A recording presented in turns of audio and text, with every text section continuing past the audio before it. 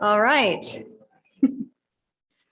Well, I want to welcome you, those who are in the room and those of you who are joining us remotely. Really happy to have so many of you with us tonight. It's my pleasure as the chair of psychology and religion here at Union Theological Seminary to welcome you. And first of all, I want to give my thanks to Stephanie and to Jewish Theological Seminary for co-sponsoring this event with us tonight. The topic is certainly one that continues to have resonance for our communities as we are in a very divisive time, and anti-Semitism is certainly everywhere. So, and the issue of refugees and exiles is also a particularly poignant issue right at this very moment. So welcome. I want to introduce my good friend and our visiting scholar, Klara Naszkowska. Klara did her doctorate in comparative literature at the University of Edinburgh. And I first got to know her when she contributed a beautiful essay to a volume that I co-edited together with a PhD alum from here, from Union Theological Seminary, Felicity Kelkhorst, on Sabina Spielrein, who was one of the early pioneers of psychoanalysis, whose history was also submerged for a long time. And Klara wrote a beautiful essay for that volume, and we got to know each other. And then she came on board here at Union as a Fulbright senior scholar from Poland, from Warsaw, and stayed on 2 more years as a visiting scholar so that she could continue to work here doing important archival work in this field. So we welcome you to our podium. This is your last year's visiting scholar here. So this is kind of your Schwanengesang, and we're happy to have you here on the podium. Thank you. Thank you, Pam. Thank you so much. Thank you for that introduction. I actually was going to start by introducing myself a little bit, but I'm going to skip that. But before I get into the subject of my talk, I will introduce the whole research a little bit so that you will know, because it's just a small part of this research, the research I've been doing for over 2 years now here at Union. So so like Pam said, I came here as a Fulbright scholar, and I was working on a project devoted to Sabina Spielrein, still almost forgotten pioneer of psychoanalysis. And then when I was about halfway through my work, the pandemic hit New York. And for me, March 16th was the beginning of being in lockdown with my 2 kids in a tiny apartment in New York, and rethinking a lot of things, like I bet a lot of us were. And I kept on thinking about this group of women who came here to the US, Jewish women who came from Europe fleeing Hitler between 1933 and 1941. That's when the vast majority of them came, and found myself connecting with them, myself being an immigrant, Jewish immigrant from Poland during the pandemic and in Trump's America. So something that I had read before was stuck in my head, and I was trying to come to terms with it. And it was that there were 18 of those women. And I kept on thinking that, knowing what I know about the beginnings of psychoanalysis in Europe, that could not be a correct number. And I kept on digging.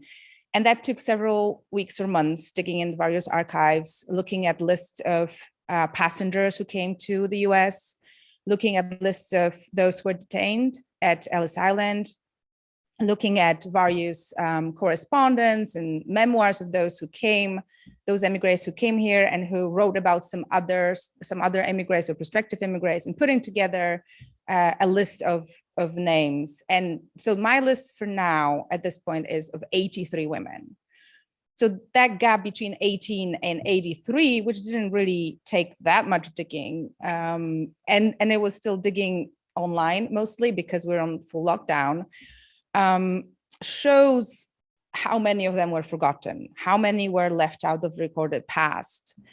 So I also started thinking about why that happened. I started thinking about memory. I started thinking about history and the relationship between history and the past, about how history is, for me at least, a choice.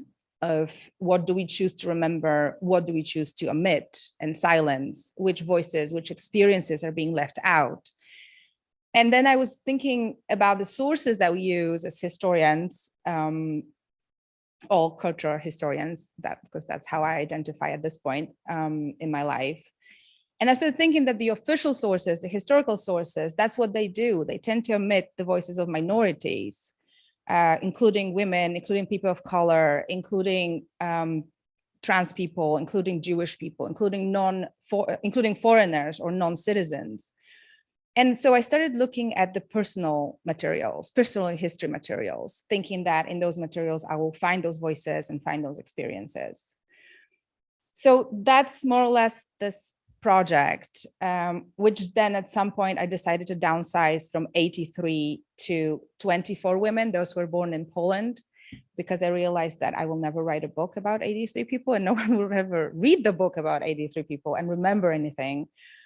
So so now the whole research in the book is about 24 women who were born in Poland in very specific times when Poland actually didn't exist. It wasn't on the map. Poland was then divided between three empires, Russian, Prussian, and Austrian or Austro-Hungarian Empire, which also contributed vastly to the identities of those women. There was another component for their identities. So during this whole research, I was also thinking a lot about the relationship that those women had with their pasts. Those women were trauma survivors, and most of them had very close family members, usually parents, who died in the Holocaust or died during the war. And so I was looking at their relationship with this past, with the losses, with the traumas, and many losses, not only the loss of people they loved, but also loss of language, loss of their position, loss of their culture, that all of those losses connected with immigration. And something that I discovered while reading their memoirs, their essays, their letters, and also talking to their descendants, was that they usually, and almost all of them, and that was a tendency across all immigrants at that time, of that wave of immigration, the wave that was fleeing Hitler and the Nazis, was to forget the past, to start anew, to draw a hard line behind the past, to never talk about it with their children, with their grandchildren, even those who kept on asking, and some of them did. Sometimes they would agree to talk about things very hesitantly, but they would get a lot of stuff wrong. So that was a pattern that kept on coming back. So they wouldn't remember what year they immigrated and they would get it very wrong. They wouldn't remember what year Hitler came to power, even though that event impacted their lives so much. But most of them just didn't want to talk about this. They would start identifying as Americans very quickly. They learned the language very quickly. They started working here. They sent their kids to American schools, and they Americanized or assimilated, at least it seemed like it, as soon as possible. So today, I'm going to tell you about one woman who chose a different path, who chose to reconnect with her past and her losses and traumas that she endured during immigration and during the war and before the war in the 1930s in Europe. But her path to acknowledging her past and those losses and traumas was very complicated. And so that's what I'm going to tell you about today. Her name was Judith Kestenberg. And so I'm going to start by telling you about her familiar and religious background. So Judith Kestenberg was born as Judita Hadassah Silberfenning on March 17th, 1910. She was born in Krakow, which was then part of the Austrian Galicia, so part of Poland that was annexed to the Austro-Hungarian Empire, and now is Kraków, the second largest city in Poland. She was born in her grandmother's home because this is where her mother gave birth to all three of her children. But the family lived in Tarnów, which that's a German name. It was Tarnów, and now it is again Tarnów in Poland, which was a major town in Galicia at that time. And in 1930s up until 1939, around half of the population, the town's population, was Jewish, and there was Jewish and Yiddish cultures that thrived in the town. So her parents, Sarah Salomea Silberfenning and Shaya Haim Silberfenning, they both came from very wealthy Jewish bourgeoisie families. This is typical. This is a typical background for this generation of women that I devoted my research to. So women who were psychoanalysts, who were born between 1880 and 1910s, and then later immigrated to America. They were called the New Women, which meant that they were women who pursued university education and professional careers when in fields that were predominantly male at that time. So almost all of those women, the vast majority of those women, came from middle-class families, intellectual bourgeoisie, and from merchant class families. And let me just mention that out of those 83 psychoanalysts, women psychoanalysts that I've been researching, 81 were Jewish, with both parents Jewish. And out of the 24 Polish ones that I downsized to, all of them were Jewish. But mostly, almost all actually of those Jewish new women came from families that were non-observant or observed only some of the Jewish holidays and were assimilated culturally and socially. And they identified as Polish. Their Jewish identities were not very important to them. Typically among these women, Judith Kestenberg's parents were Orthodox Jews. Their home was kosher. They observed all Jewish customs, rituals, and holidays. Her father often prayed in a private small synagogue that they had in the yard behind the house. He was also a well-known public figure in the town, and he was head of the Jewish community of the town for a while. When she was born in 1910, the family was very well off. According to Judith Kestenberg's older sister, Helen, their father was an industrialist and, quote, a virtual financial wizard who accumulated a great fortune, mostly by starting various enterprises. They lived in one of the most beautiful residential buildings. Their house was filled with artworks by famous artists. They had servants, they had a large automobile, they traveled frequently, they spent summers in famous spas and luxury hotels. Her father was also a generous philanthropist, and after the First World War, he created a small orphanage for toddlers. The story is that he would pick up orphaned children from the streets and bring them to that orphanage.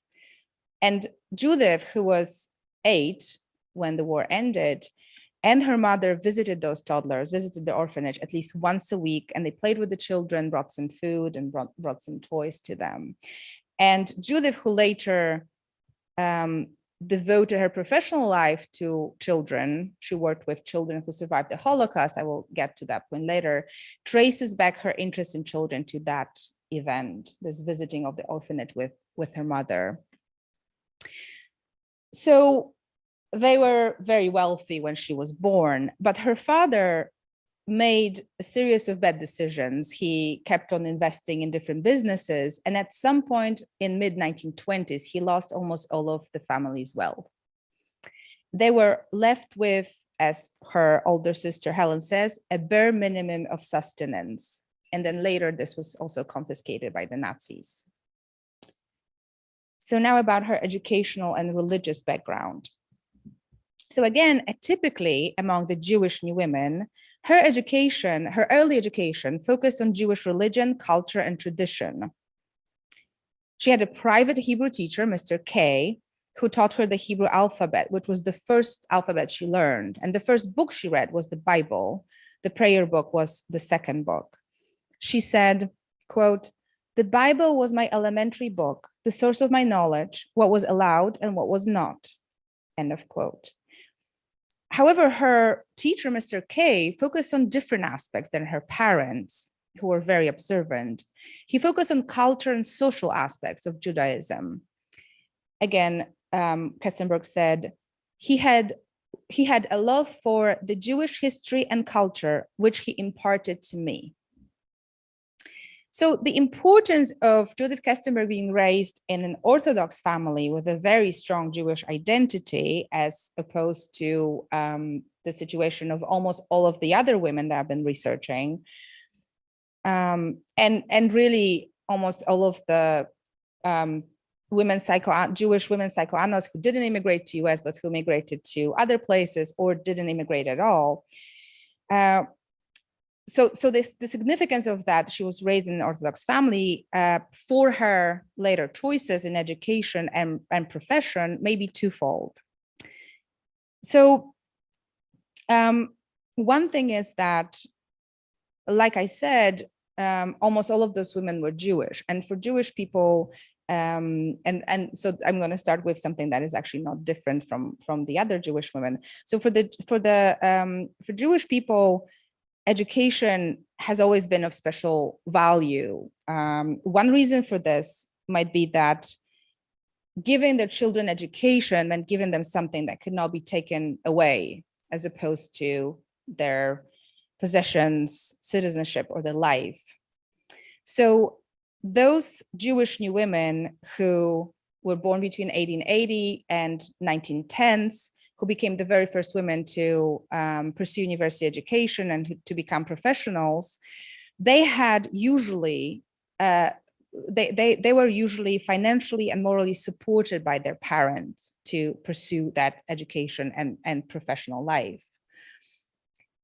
Usually, the parent who supported them mostly or most vocally was the father. The mothers who were less educated than the fathers, who are usually homemakers, were either not vocal about the issues of women's education, or sometimes even opposed the idea of their daughters pursuing university education. So usually the fathers were the ones who made it clear that their daughters would pursue education. So in Kestenberg's situation, like in the situation of many other women from Orthodox Jewish families, there was a custom that women combined household duties with professional work, that women would contribute financially to the family, would contribute to the family finances, would support the family. In part, that arrangement allowed men to dedicate more time to the study of the Talmud. And that was also the case. So that was a custom, which of course was not, it didn't happen everywhere, but that was the case of Kestenberg's family. So it seems like Judith's mother, Sarah Silberfening, played an equal or even a larger part in her both daughters, Helen, who became a lawyer, and Judith, who became a doctor and psychoanalyst, in their daughter's choice to attend university and then have a career. Sarah was exceptionally intelligent, had a huge thirst for knowledge. Before marriage, she secretly attended the courses at the University of Krakow. She spoke 6 languages fluently. She read modern Hebrew poetry. She played the piano. And then when the family finances needed some readjustment, she studied privately. She studied economics in private lessons to help out with that issue. And then when an opportunity arose and the family moved to Vienna, which I will tell you about in a second, she took that opportunity and she audited political science courses at the University of Vienna. She was 36 at that time, so that was highly unusual. She also, according to her older daughter, Helen, refused to be called a housewife. So this shows that Judith Kestenberg had extra support, not only of her fathers, but also of her mothers to study and to become a professional woman. So daughters of Orthodox Jews typically pursued university education in professions that were viewed as practical, that could give a practical job and that could bring some money. So that included medicine and law. Once Austrian medical schools began accepting women in 1900, Jewish women came to make up a very high proportion of the students. And of the first 18 women who received medical degrees at the University of Vienna in 1906, 2/3 were Jewish. And those statistics go across all the universities. It's just an example. So on the other hand, according to Kestenberg's son, Howard, her parents didn't like the idea of her studying medicine because they didn't like the idea of her looking at male corpses in the university's prospectorium.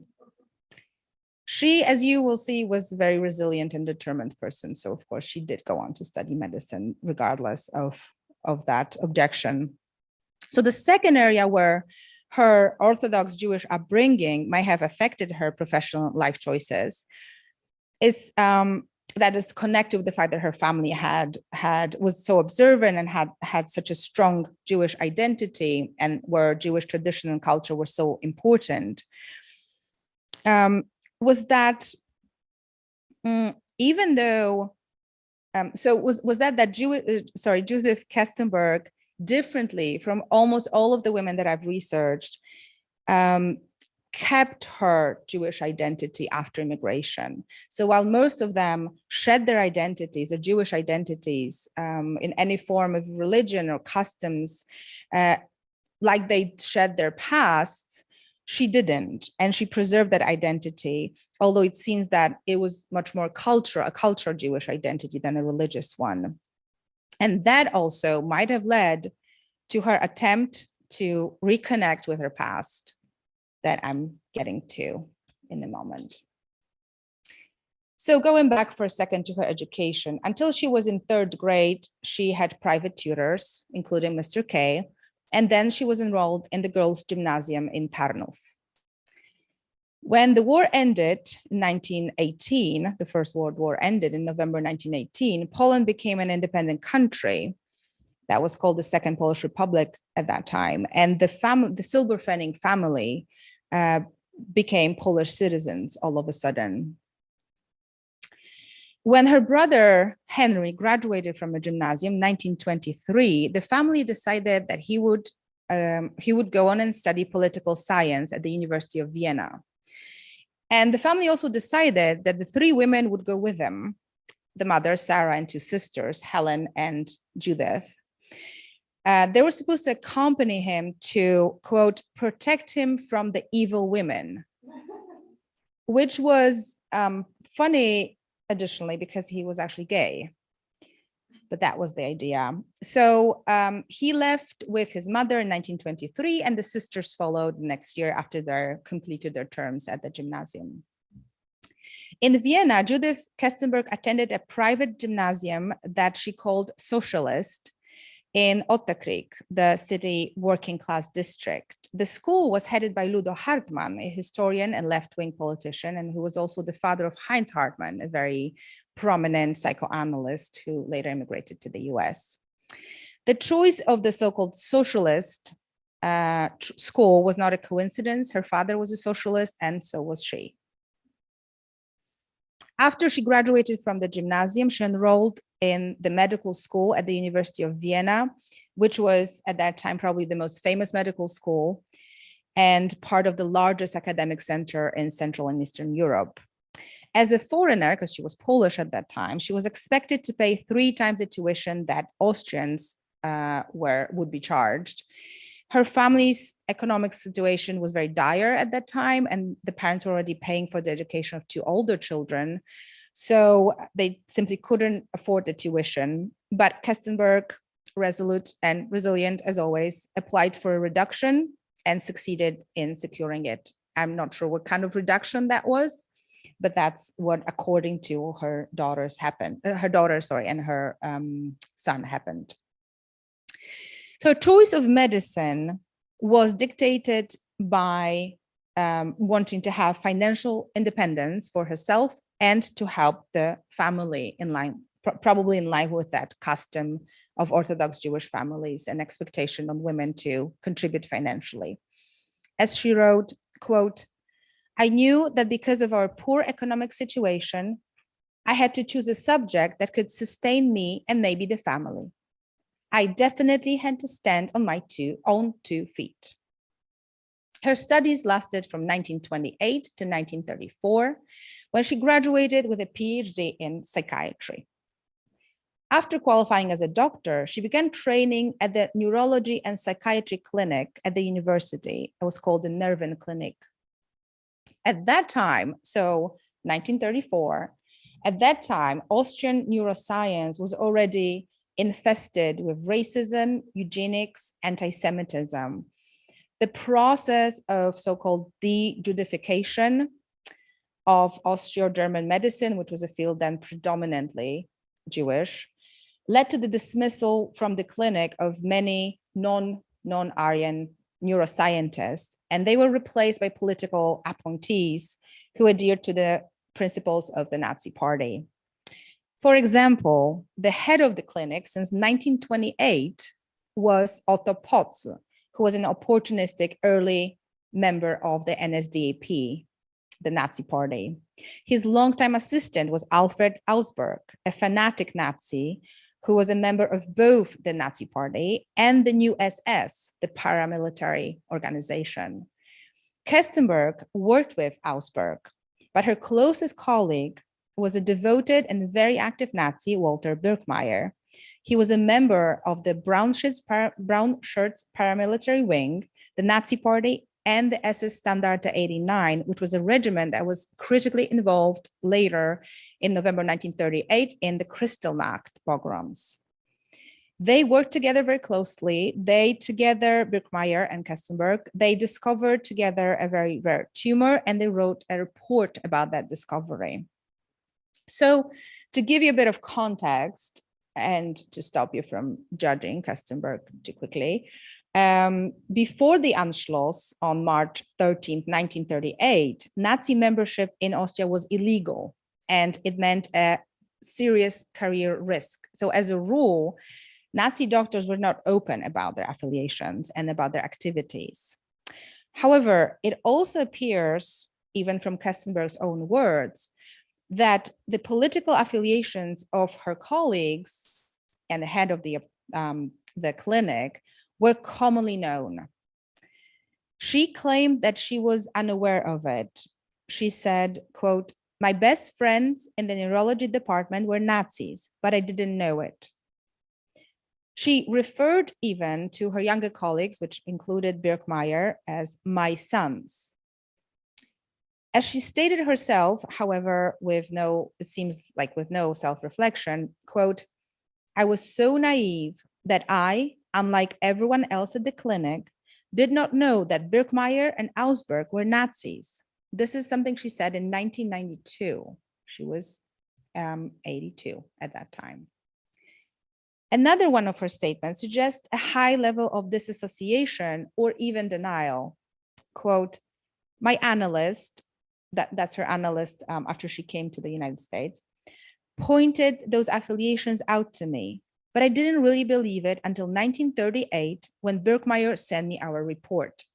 So she's referring to the report on that rare tumor that they discovered that he sent to her in 1938 when she was already in the United States. And he attached a note to that report, which in the note he said, "I wish you were here and I wish you saw the beautiful work that is happening here in Austria and in Germany," something along those lines. And that's what she claims her therapist pointed out, and that's what opened her eyes. So while training at that Nerven clinic, the Nazi-infested Nerven clinic, she was at the same time training at the Vienna Psychological Institute, also from 1934. So as you know, or maybe can guess, the Vienna Psychological Institute was predominantly Jewish, and psychoanalysis was then called, both by Freud and Hitler, the Jewish science. So she was part of those two very different communities. So now about her immigration to the United States. Even though the nearby events in Germany that started in 1930 with the democratic parliamentary elections, and then were followed by Hitler being named chancellor in January 1933, in opening of the first concentration camps and the book burning and all the other events, even that eventually led to the Holocaust. Even though those events were happening in Germany, the Vienna-based intellectuals and mental health professionals, including psychoanalysts, generally maintained an illusion that German fascism would be short-lived, and they felt comparatively safe in Austria. This is something that they shared with Sabina Spielrein, and that Pam mentioned at the beginning, and with Freud as well. And many believe that many of them were immersed in the German language, culture, arts, and science, and they just couldn't believe that the atrocities that were happening in Germany, that the German nation could be capable of those atrocities. So they believe that these are episodic displays by the rubble, that this is something that's very temporary. They couldn't believe in the scope of what was happening. Also, they, like I said before, they didn't have strong Jewish identities, and they identified as German or as Austrian, so they didn't believe that they would be targeted. So as a result of all of this and other factors too, the vast majority didn't flee Austria at that time. They waited until the official annexation to Germany, and that's when this the peak of immigration, really the beginning of immigration from Austria started, and the peak of, and immediately also the peak of immigration after March 1938. Kestenberg's situation was different. She left Vienna on July 31st, 1937. So before that peak of immigration from Austria. She claimed until her death that she decided to travel to the US for professional reasons only, and that she intended to come back to Europe. So indeed, her career perspectives were very limited in Europe. When after becoming a doctor in Vienna, she traveled to Poland to validate her medical degree, she was refused because of the unwritten law of numerus clausus that limited the number of Jewish doctors, Jewish students, and so on. At the same time, in Austria, as a foreigner, she couldn't find a job. Another thing is that she said that she wanted to pursue or continue her psychoanalytic training in New York with a specific analyst that she never actually worked with. But these were, according to her, these were her reasons to leave for the United States. In an interview that she gave in 1991, then 81 years old, she abruptly distinguished her departure from Europe from the political situation of that period. She said, quote, "I did not flee the Nazis. I left Vienna in 1937 to continue my training in New York," end of quote. Well, the truth is that in Austria, on the cusp of the Anschluss, she was twice targeted as a Jew, as a psychoanalyst, and as a socialist, and she was actually in immediate danger. She refused to acknowledge that, and she never did until her death. She stood by her claim that she only left for professional reasons. She came to the US on an invitation for an internship in the psychiatric department of Bellevue Hospital in New York. After coming to New York, she struggled financially because as an intern, she only received food and board. She lived in the dormitory. In 1938, when it became clear that she won't be returning to Europe anytime soon, her family shipped her some china and other belongings, but she couldn't afford the customs fees to pick it up, and the shipment was returned. In the following months, she managed to secure grants, initially small and then larger ones, and moved out of the dormitory. Another problem she was struggling with was her English, which was insufficient for understanding her colleagues and the patients.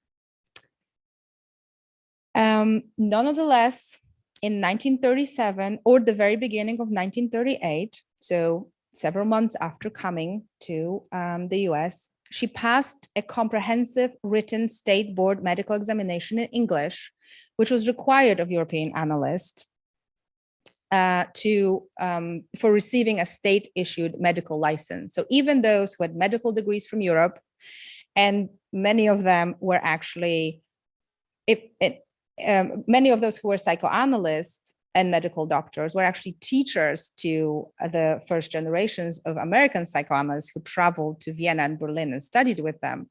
But even though they were the teachers and they had been their teachers, and even though they had medical degrees, they were still required to pass that exam after coming to America. And the exam was comprehensive, and in English, they had to study, go back to their medical books in not their first language.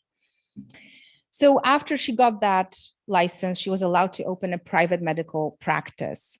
But she decided to put off her career and interrupt her psychoanalytic training, which she began the moment she got there in 1937, and focused all of her efforts on getting her family out of Europe, both her siblings and her parents. She was extremely worried about her family. She was worried about the situation in Europe, and she was very upset about the indifference among most of her American colleagues. So she managed to secure funds for a ship passage for her brother Henry, who ended up in Cuba. Her sister, Helen, left Europe on her own, and she arrived in New York in March 1939. But the situation of her parents was much more difficult.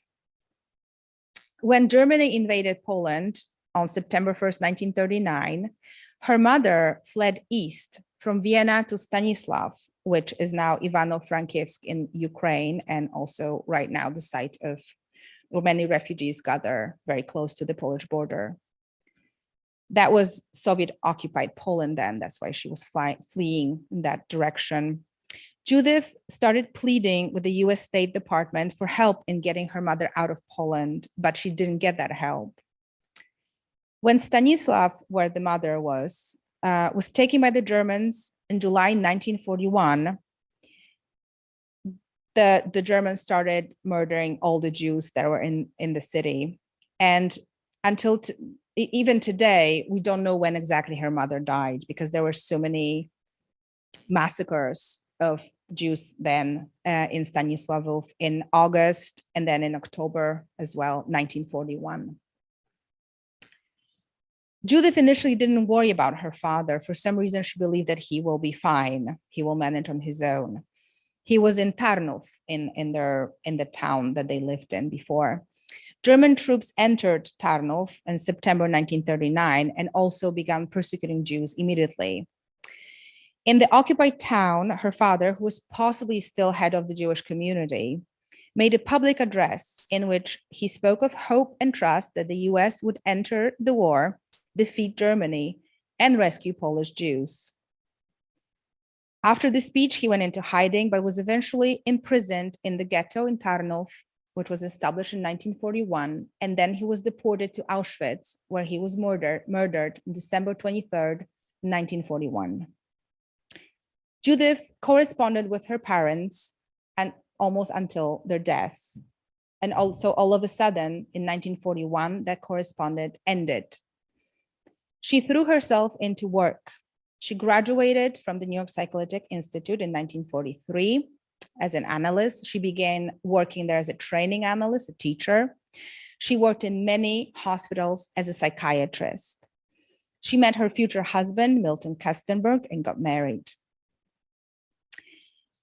4 or 5 years passed of her just working and trying not to think about the fate of her parents. And then in 1946, there was a list of Jewish survivors was published. And that's when she conclusively learned of the death of her parents. She said, quote, "I realized for the first time that my mother would never speak to me again, but I still didn't believe it. She became very depressed and plagued with guilt." She wrote, I was able to function by stepping back into what seemed like a period of latency in my life. The period of latency served as a distancing maneuver from the trauma that could not be averted. The latency period is a period in child development when a non-egoistic period, a social period, when a person doesn't look inward, but connects with other people and engages in relationships. So that approach was a general approach of emigres, mental health professionals, intellectual emigres, who chose not to address the traumas, not to address the past. And that lasted until, at least until the trial of Adolf Eichmann in 1961-62, when there was basically a wall of silence and Holocaust denial even. So in Kestenberg's case, that lasted 22 years. For 22 years, she remained detached from everything that was connected with the Shoah. For example, when her sister-in-law, Irene, who immigrated to the US after the war, wanted to talk to Kestenberg, who was, as you know, a mental health professional, about her mother and her brother who were murdered in Treblinka death camp, Kestenberg was reported to be tenacious in her refusal. She would say, "I don't want to hear anything," and she would leave the room. She also reportedly never looked into where her parents were killed for those 22 years. She focused on the present. She busied herself with work and with parental responsibilities. She raised two children, Janet, who was born in 1946, and Howard, who was adopted in 1956, when Kestenberg was already 46 years old. When she was still deep in her so-called latency period in late 1950s, her husband, Milton, who was a lawyer, began representing survivors of Nazi persecution in German courts, and he became a key litigator who was seeking restoration of property and reparations. So he discovered that at that time, German psychiatrists and legal experts believed that those who survived the Holocaust, but who were either born during the Holocaust or who were very young children during the Holocaust and the war, did not suffer any psychological damage. And the reasoning was that they were either too young to remember or understand the persecution, they were too traumatized to remember or understand that persecution, or they were too resilient to be actually affected by the persecution. And as a result, the German law refused any compensation to those survivors. Milton Kestenberg, Kestenberg's husband, then started talking to them, helping them remember, hoping that if they remember, then they will be eligible for any form of compensation. In 1968, Judith Kestenberg woke up, as she said, from that latency period, and she immediately joined her husband in his efforts. Her breakthrough came when she was treating a patient, and then she discovered that this patient was a child of a Holocaust survivor. That's how she described that patient. Quote, "He behaved very strangely. He did not eat any food, hid in forests, and treated me as a hostile persecutor. He was emaciated and hollow-eyed, like a Muslim in concentration camps." End of quote. With this case, she became interested in the transgenerational transmission of trauma, pathology, and knowledge from the survivors of persecution to their children. She called them the children of survivors. So there were those children who were born after the period of persecution or not directly affected by the persecution, brought to safety before that period. And she discovered that, quote, "At that time, the cure-all was to forget the past and to build the future. There was prohibition against discussing the past. One can even say that most of these child survivors received counter support from mental health professionals." So she started with her husband and with other colleagues, setting up support groups for those children of survivors. And then she had another case. A case of a boy who was born in the ghetto and then he was deported to a concentration camp at the age of 2. And she became interested in so-called child survivors. That's how she called them. So those who were those who experienced Nazi persecution as very young children, babies and very young children.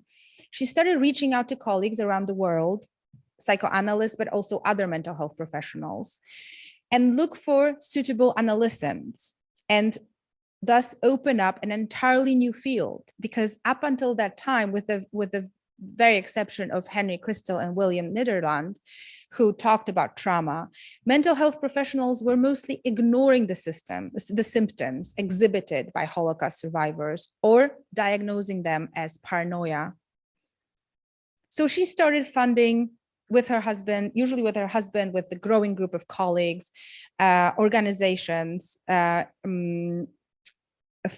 were providing mental health support for children of survivors and child survivors.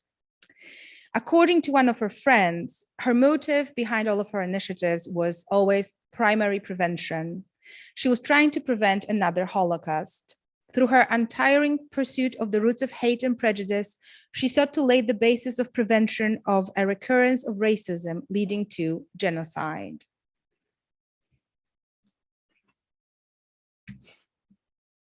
I saw you checking your watch, so I'm checking mine too. This is especially, I mean, when I was getting ready for this talk, I was thinking about the newest discoveries of the mass grave and Bucha and all of this. This is, I mean, I can't imagine a more timely time to talk about Judith Kestenberg, unfortunately. So in 1981, she initiated the International Study of Organized Persecution of Children. She put together a group of about a dozen mental health professionals who were locating child survivors of Nazi-era persecution around the world and conducting interviews with them, providing them psychological support. They collected over 1,500 testimonies from children 13 and younger, primarily Jewish children, but also Polish and German.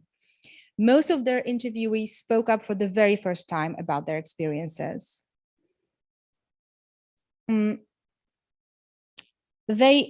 They talk to them in a specific way. They talk to them by allowing them to talk without any interruption, to talk spontaneously, because the idea was for them to develop a consecutive narrative that would bridge the gap between their past and the present and possibly the future, that would help them integrate the identity of a victim, the identity of the survivor, and into the whole identity of the human being. Kestenberg very quickly arrived at the conclusion while interviewing the survivors that despite the fact that those memories were very traumatic, that actually those interviewees wanted to talk about the past, and they needed permission to remember. They were looking for permission, and that permission was given by her and her colleagues. So that was an overview of her work, very brief, but a lot of her papers have been published and they've been translated. If they were published in German, they're translated into English, but most of them were actually published in English, and her books are accessible. So I'm not going to talk about her work anymore, but I'm going to talk about her personal life, how she dealt with her own traumas and losses while working with these survivors. So it seems that she began to build a bridge between her own past, her upbringing, her Jewish upbringing, her Jewish identity, the deaths of her parents in the Holocaust, the impact of German fascism, and her present life and work. Her personal papers, her short memoir, her letters, the interviews she gave, are filled with the same themes as her work with the Holocaust survivors. But she almost doesn't mention her own losses and traumas. If she does it sporadically and in passing. From all the interviews I did with her children and her colleagues and her friends of many, many years, it seemed that she never shared anything about her past, never talked about her parents, never talked about her experiences of immigration. It's not present in her writings, in her personal writings. It's not present. It wasn't present in her conversations with her friends, colleagues, and family. She never talked about depression. That we know about her depression because she had therapists and that's what survived, but she never talked about her depression. She was very brief. She used veiled language when talking about her parents and anything really that was connected with the Holocaust or the war. It seems that she tried to remain protective of her own past, even after that wake-up phase, after 1968. She seemed conflicted about her parents' death and the Holocaust. But she did try to embrace those losses and traumas. One very rare example of her opening up about the pain of her parents' death in the Shoah was when she discussed the importance of knowing where one's dead relatives' remains are. She wrote, quote, "The Holocaust brutally stole my parents from me. There was nothing left of my father by a pile of ashes. I don't know if and where my mother is buried. I don't know what happened in that little town of Stanisławów." According to her very close friend, it was not until 1988 or 89 that she said the first Kaddish for her parents during Yom Kippur. Many of her friends also repeated more or less the same, which is that they never had any personal conversations about the Holocaust. She never shared anything about the losses. But according to another one of her close colleagues, quote, "Kestenberg didn't talk directly about her losses and traumas, but they showed in her method of interviewing. She was extremely sensitive, empathetic, attuned to her interviewees." End of quote. So it seems that she channeled her personal experiences into her work. She made one clear statement where she connects her life and work. Quote, "If the Nazis hadn't killed my parents, hadn't destroyed our Eastern European culture, hadn't destroyed my family and that of my husband, hadn't questioned our entire past, it would probably not have become my mission to investigate the influence of their persecutions on children, and not my duty to do something to never allow such a thing again." End of quote. So after that awakening in 1968, she focused fully on Holocaust studies. And it seemed that, so that's according to her colleagues and her family, that she was a workaholic, that she was obsessed, that's her daughter's words, with that work with survivors, that she always planned around it. If she had a birthday party, it was also a fundraiser for survivors. If she traveled for holidays, she would also meet and interview survivors, Holocaust survivors. So the final comments about her Jewish identity. At 85, in an unpublished interview, she said, "My Jewish identity is very strong." And that statement is confirmed in other personal history materials that I analyzed and in her work. But it's very hard to say if that identity was founded on cultural, historical, and familiar heritage, or was it founded on Judaism as well? And her closest friends, and especially her son and daughter, disagree on that. We know that she valued Jewish religious customs highly and that she observed all Jewish holidays and that they were important to her. We know that it was important to her that they brought their family together. We know that she celebrated Seder ceremonially every year with at least 15 guests. But according to her daughter and most of her friends, she was not religious. According to her son, who was a member of the Hasidic Chabad movement, she was, quote, "religious in her own way. She was always Jewish. It was inside of her. She lived it. It was who she was," end of quote. She made sure that her children born in the States received a Jewish education. There were quote, raised as American Jews. They attended a Hebrew school and a synagogue on the weekends, and Howard had the bar mitzvah ceremony.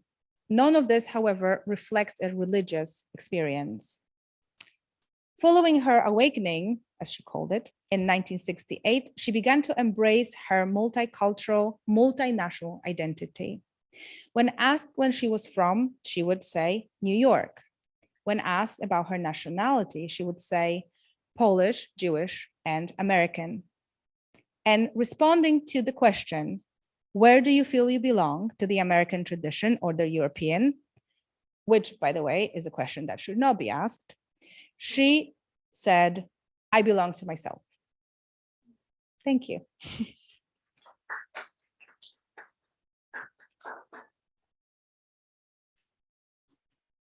So we are open for questions. You can moderate your own questions in the room, and as questions come into the chat, I will let you know what they are.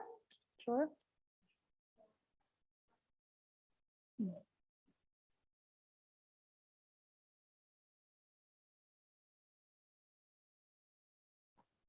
Are you saying hi, or is that a question?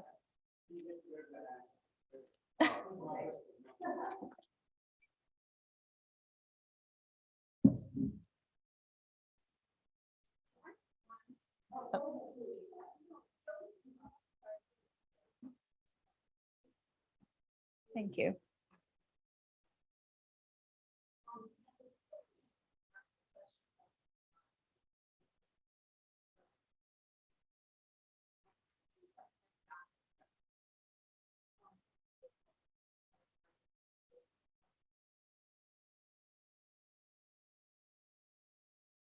Hmm.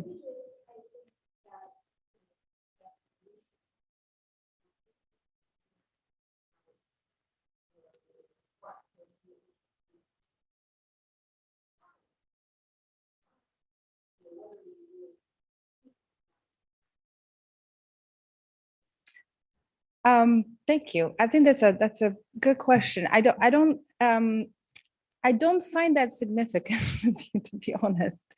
I find it interesting that there is a discussion about this. I find interesting. I think what I find interesting is that how many different definitions of being Jewish are, and how her children have different views, and how important it is to them. I guess it's not really important to me. I was trying here to connect. Like I said at the beginning, her case is so different, and that she really tried to. First of all, she devoted years of her work to Holocaust studies and to helping Holocaust survivors, while no one else of this group of 83 did that. None of them, but almost none of them ever talked about anything connected to the Holocaust. And then I saw that she maybe she failed, but she did try to connect with her own traumas and losses, and with her own past, and have that continuation restored with her past. So I was wondering how much, while researching this, I was wondering how important was that she came from an Orthodox family, for that she chose such a different path. If that, because her coming from an Orthodox family was also very atypical, very unusual. So I guess that's where religion comes in.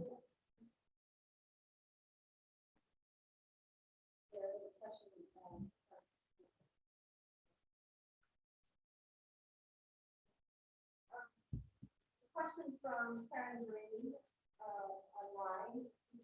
For the IHRCA archive of foreign immigrant physicians at the University of Minnesota, do they have analysts? I haven't. Thank you for the suggestion. I haven't. I don't know. I don't think any. Yeah, I don't think any of the 83 women I've been researching went to Minnesota. So that's why I never did. I never looked there, but I will. I want to stay on the theme. The first question, for those of you who didn't hear it, who is the Well, basically asking you about, if I have this right, so is it even a distinction to be made between her being religious, Jewish as a religious person as opposed to obviously practice Judaism in terms of practices, but we also trying to get a isn't that me religious? Or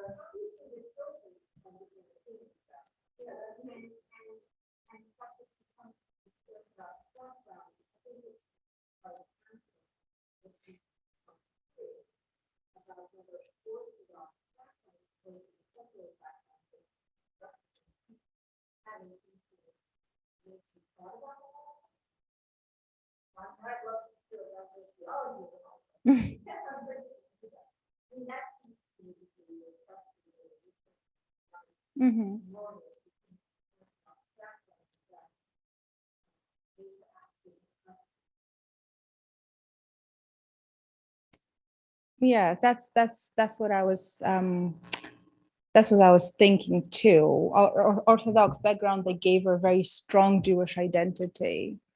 Her at the end identifying as Jewish and telling at least her son many times that she is Jewish, that's who she is, as opposed to all those other women who just wouldn't say that at all.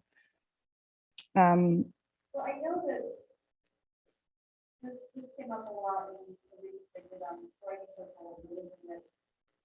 In German, Judentum doesn't make a distinction between being religiously Jewish and being Jewish by heritage or culture, whereas in English, Judaism seems to suggest a religion, whereas Jewish identity or being culturally Jewish. But I wonder, even in a European context, if that distinction doesn't even make as much sense in the context that she came from. Whereas in America, when people were trying to assimilate, they were also trying to become whitened, because in Germany they were considered Schwarz and blacks, and they also were trying to assimilate into a predominant white Protestant culture, so they didn't talk about it. But I find it somewhat remarkable, actually, that she did vocally claim being Jewish as her identity, and that in itself would have been less of an assimilationist move than some other analysts did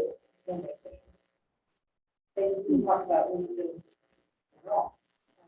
I think that's what the question of assimilation is really interesting here, because that's what most of those immigrants did. They chose assimilation that meant that you have to choose this new culture, new identity in America. And like you said, that means assimilating to the white America and shedding everything else behind.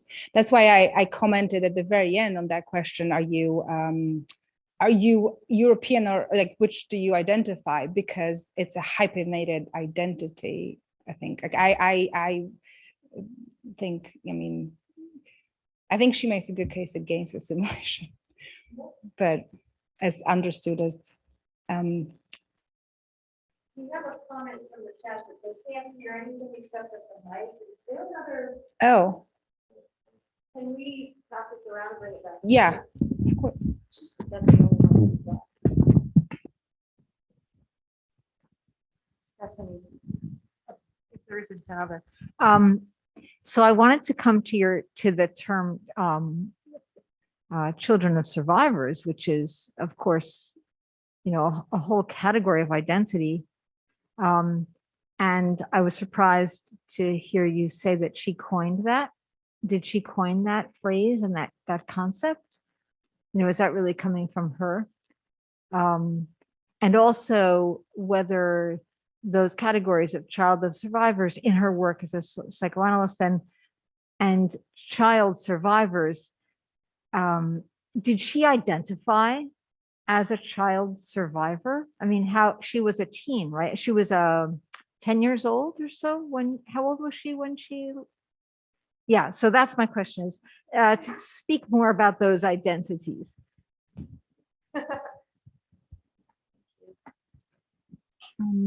Okay, so I don't think she came up with the term children of survivors. I think she did with child survivors. So that was the other category of those who were born during the war or very young children during the war. That's one thing. She called herself a child of non-survivors. So that's something that she used, but when I found that out, I was very interested in what she exactly meant by it, but I wasn't able to find out anything more. But that's how she called herself. So she refused to call herself a child of Holocaust victims. She didn't use that term. Yeah, child of non-survivors. I also noticed you use the term intergenerational transmission of trauma, but I don't think she would have used that term then, but she was seeing it, right? Did she ever actually get involved in the research before her death? She died in 93. Was that research already even emerging as such, or was she kind of a forerunner? Thank you. Yeah, she was a forerunner of that. I can't remember. She did use the terms, but I can't remember when exactly she started using that term. But yeah, she was like I said, at some point she opened up an entirely new field. It wasn't, and it started really with her husband in a way, who was the lawyer, like I said. But that was her discovery in a way, when she saw that children of survivors, the second generation, were repeating the behavior of their parents. They were replicating that, and especially when they reached the age at which their parents were when they were persecuted, they would start reenacting that and starving themselves, hiding in the forest, and all of that. That I even quoted a little bit from the first case that she came across. So she started looking at this, but that's a good question. I can't remember at the moment when she started using the term transgenerational transmission of trauma, but she saw it right away that that's what happened. Of trauma, of experiences, of knowledge.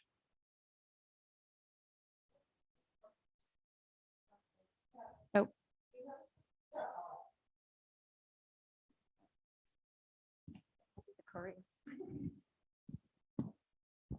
So you noted that there was an extremely high assimilation rate and a very low propensity to talk about their experiences in the Holocaust amongst this group. Does that significantly differ from the experiences of other types of survivors that came here? And if so, why would psychoanalysts be particularly prone to, suppressing memory or not wanting to talk about it or wanting to assimilate into American culture?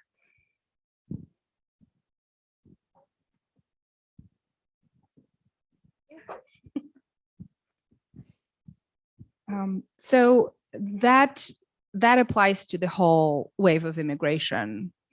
So that was a very atypical, probably, wave of immigration. What was the first wave like that? Because in terms that it was an intellectual wave of immigration. There were intellectuals and professionals, many of them doctors, and many of them psychoanalysts as well. But that applied to this whole group. And actually, I'm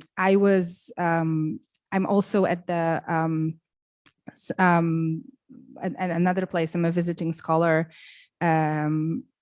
at the Center of Jewish History, and I was listening to a talk by one of my colleagues who was talking about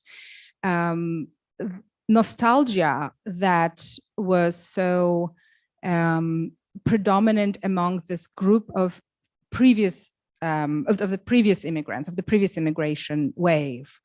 And he's researching those who came from Galicia, the Austrian Galicia, so that part of Poland that was Poland and Ukraine that were annexed to the Austrian Empire. How and he's researching the group that came to New York and settled in New York, and he was talking about how nostalgic they were, and that they would travel back and they would want to see, you know, where they were born, or the places that they left. They would visit their families and all the sites, and it grew to this idyllic place. And then when they would go, they would be very very disappointed and distressed by how poor it was, for example, how different it looked versus what they remembered, and they, you know, it grew in their heads into something amazing. And we talked about how different this wave of immigration that I'm researching is in terms of them. Almost many of them never went back. Many of them never went back to Europe. Or if they went to Europe, they wouldn't go to Austria and Germany or Poland. They wouldn't talk about this. They wouldn't speak German anymore. So that applies to the whole wave of immigration. That's of course an oversimplification, but that's the vast majority of those immigrants. Just drew a hard line behind the past and wouldn't have anything to do with pre-war Europe, war, Holocaust, so on and so on.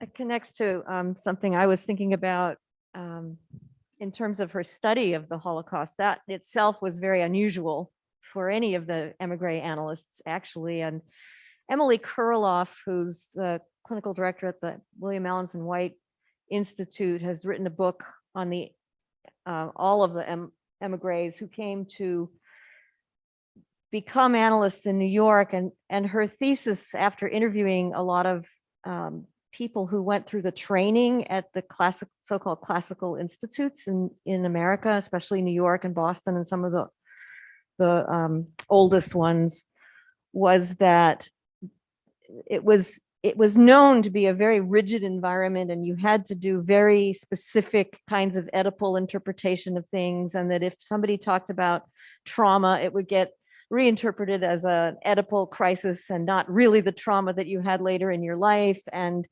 she attributed that precisely to this dynamic that you're talking about, which is that they wanted to really, it was a dissociation. It was a complete walling off of that experience. And so she believed, though, that it was an enactment of the rigidity that they experienced from the Nazi regime that was giving a persecutory tone to the training of younger analysts in the United States, and all of the kind of rigidity that it's known for in the 50s and 60s of psychoanalysis really stems back to that dissociation.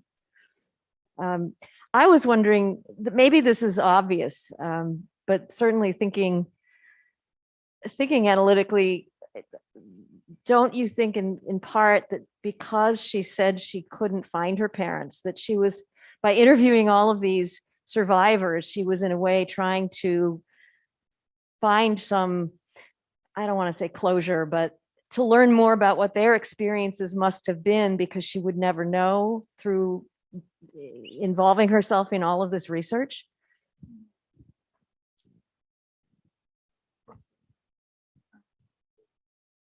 I have to say, I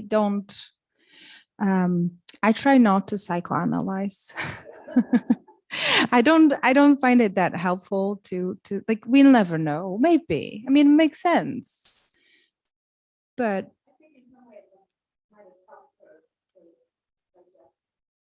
maybe, yeah. But to something that you said before about Emily's book too, I think there were so many factors that contributed to those emigres not talking about their past. And when I was thinking about those who were very politically involved in Europe, and almost all of them were involved, almost all of them were social democrats, and many of them very involved, very active, and then they stopped.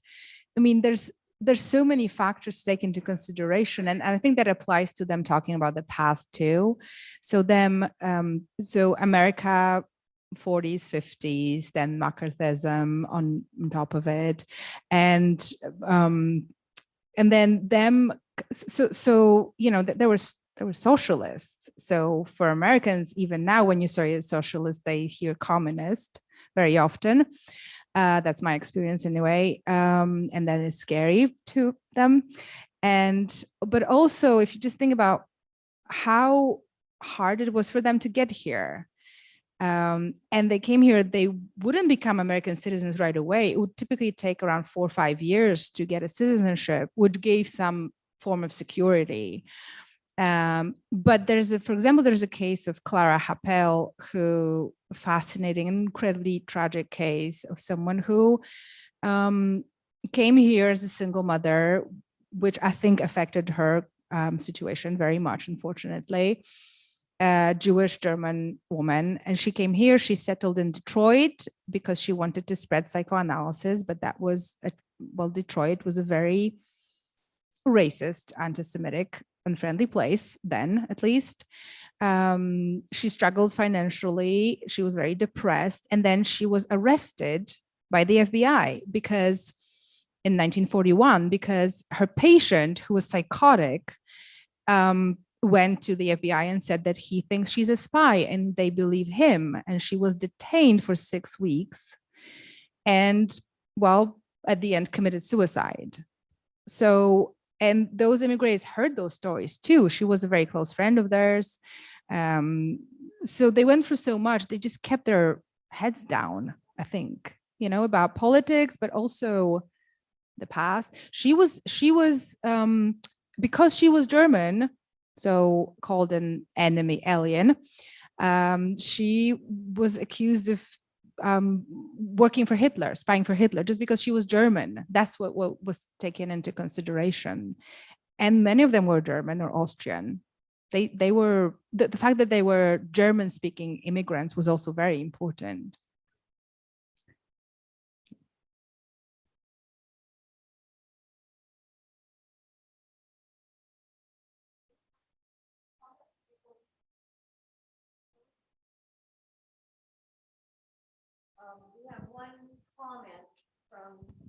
We have one comment from the remote audience. Thank you so much, Dr. Klara Noszkowska, for this fascinating presentation. Grateful for your work. And so maybe that's a fitting conclusion to the evening. We all agree. Thank you so much for doing this and for being here and doing this research.